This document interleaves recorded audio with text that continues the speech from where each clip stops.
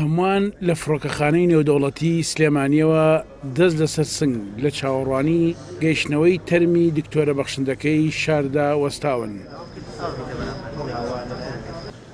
درنگانێکی شەوی ڕابردوو وەزیری تەندروستی حکومەتی هەرێم و پارێزگاری سلێمانی و بەشێک لە بەڕێوەبەرگشتەکانی پارێزگاکە و ژمارەیەک لە کەسوکارەکەی پێشوازیان لە گەیشتنەوەی تەرمی دکتۆر جەمال ئەحمەد کرد. ئەو دکتۆرەی کە نزیکەی 50 ساڵە خزمەت بە منداڵانی نەخۆشی ئەم شارە و هەرێمی کوردستان دەکات.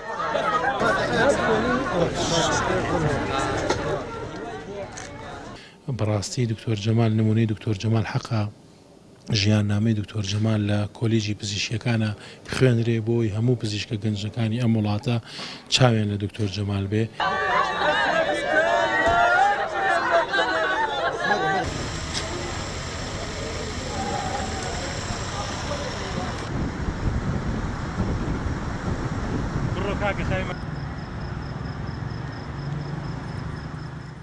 تەرمی دکتۆر جەمال لە فڕۆکەخانەوە بەڕێخرا بۆ مزگەوتی ئەحمەدی حاجی عەلی.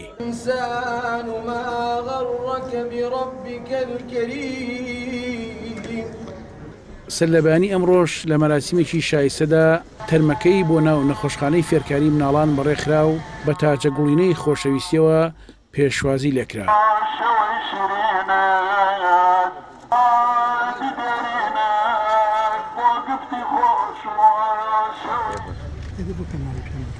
گردی سەیوان بۆ دوایین مەنزڵگەی دکتۆر جەمال و لەوێشەوە هەمووان بەڵێنی وەفاداری و خزمەتیان بە خەڵکی شارەکە دووپات کردەوە. هەمومان بەتاک و تەنهایی ئەگەڕێنەوە بۆ حوزوری خوا.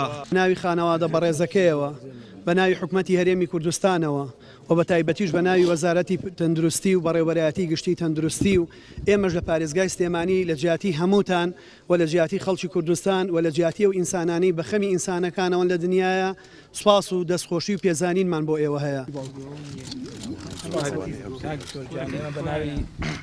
پزیشکانی و کارمەندانی بەڕێوەبەرایەتی تەندروستی سلێمانیەوە بە ناوی هاوڕێکانتەوە بە ناوی خوێنکارەکانتەوە بەڵێنت پێدەین پەیامەکەت بەردەوام بێ.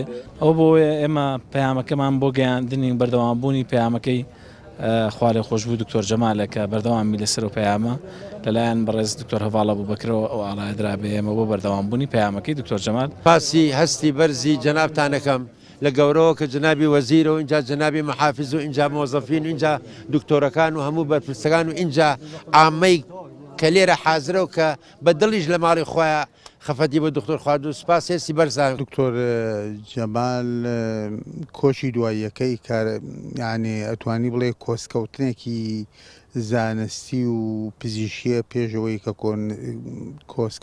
کۆسکەوتنێکی خزم و کەسوکار و هەموو میلەتی کوردیش بێت. ئەمە دەربڕی ئەوەیە هەر کەسێ لە بەرامبەر میهنەکەی خۆیە ڕازگۆ بێ بە ئاکاری پیشەییەوە کار بکە خۆنەویست بێ لە هەر پلۆ پۆستێکا بێ خەڵک ئاوا بە وەفایە و وەفای ئەداتەوە. توانم بڵێ قسەکان کورتکەمەوە لە دەستدانی یەکێ لە پێشەنگە هەر دیارەکان لە بواری پزیشکیە لە کوردستانە کۆچی دوایەکە نەگەل لە سەراستی سلێمانیە بەڵکو لە سەراتی کوردستانیشە. دکتۆر جەمال ئەحمەد هەموو تەمەنی کارەکەی لە خزمەتی منداڵانی نەخۆش تەرخان کرد. ئەو دکتۆرێک و باوکێکی بەخشندەش بوو بۆ نەخۆشەکانی تا دوایین ساتەکانی ژیانیشی کە جوڵە لە پێکانی دابڕابوو وەک شاخێک لە بەردەم منداڵەکان داوەستا بوو. دوجار مەرگات و بۆ هەمیشە ئەم کەڵە پیاوەی سلێمانیشی لە خەڵک سندەوە. عەبدوڕەحمان بووبەکر، KNN سلێمانی.